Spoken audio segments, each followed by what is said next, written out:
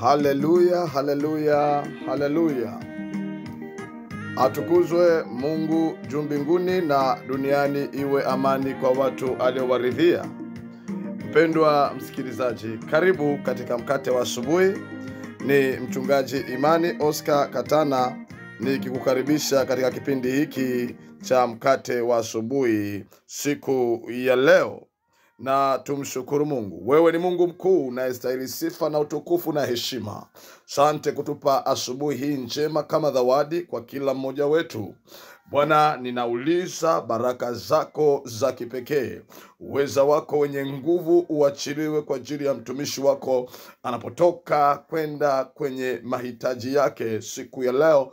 Bwana, usimpungukie wala usimwache, bali umpake mafuta yako matakatifu. Katika jina la Yesu Kristo wa Nazareti tunaomba haya tukiamini. Amen. Mpendo wangu, tunaendelea na somo letu, ikiwa leo ni sehemu ya pili, aina 7 za watu wanaoinuliwa na Mungu.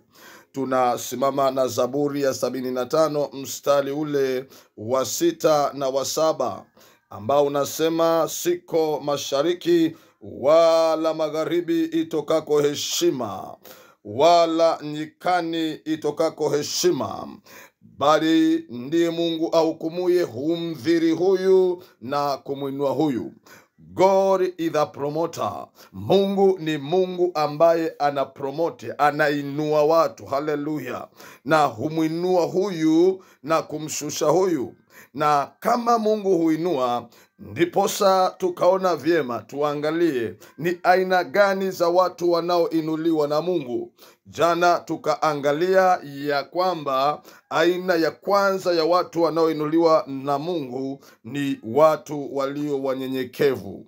Pendwa wangu, hakikisha unakuwa mnyenyekevu mbele za Bwana ili upate huinuliwa. Yeye huwapinga wenye kiburi, bali huwainua walio wanyenyekevu. Leo tunakwenda kuangalia aina ya pili ya mtu anayeinuliwa na Bwana. Ni mtu mwenye bidii. Ni mtu mwenye bidii.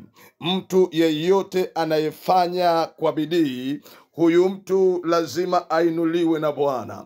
Mithali 22 mstari wa 29, neno la Bwana linasema, je, wamuona mtu mwenye bidii katika kazi zake?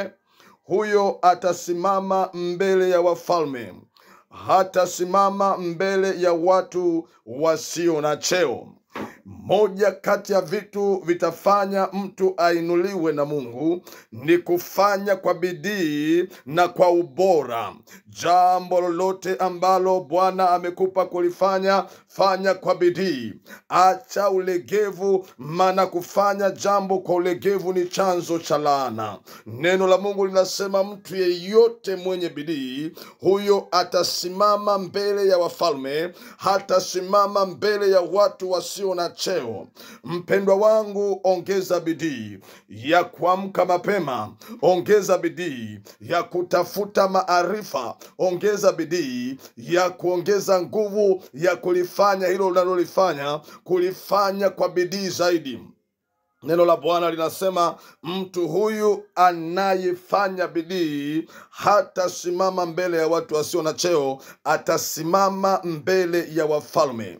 Basi jiangalie, mtu wa Mungu, ni namna gani unavyokwenda. Ikiwa uko ulegevu ndani yako, ni wakati wa kumwambia Mungu akusaidie. Ni wakati wa kujizoeza, ni wakati wa kuongeza bidii. Ni swala la muda tu. Mtu yeyote anayefanya kwa bidii atasimama mbele ya wafalme, na Mungu atamwinua, Mungu atambariki, Mungu atamsaidia. Maana kawaida ya Mungu hufanya kazi pamoja na wampendao. Kawaida ya Mungu huenda na wanaoenda. Kawaida ya Mungu huwasaidia waliojitia nira pamoja naye.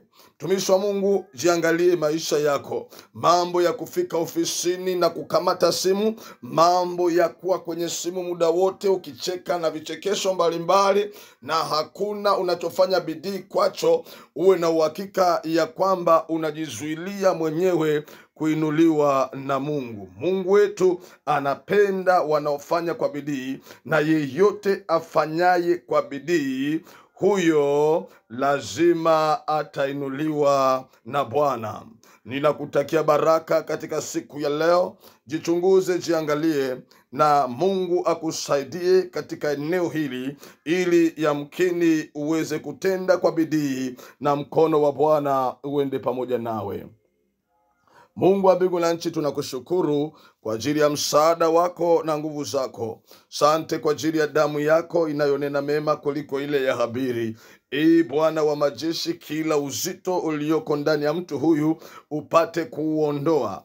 Kila wazo uliloweka kwenye fahamu na mawazo yake, Bwana ukalihuishe kwa upya, ili mwanao huyu ainuke tena na kuitenda kazi yako. Katika jina la Yesu Kristo wa Nazareti, ninalituma neno lako limponye na limtoi kwenye maangamizi. Bwana, hupendezwi na wavivu, unapendezwa na wafanyao kazi kwa bidii. Tujalie sisi sote, Bwana, kufanya kila utupalo kulifanya kwa bidii. Katika jina la Yesu Kristo wa Nazareti aliye hai, tunaomba tukiamini. Amen.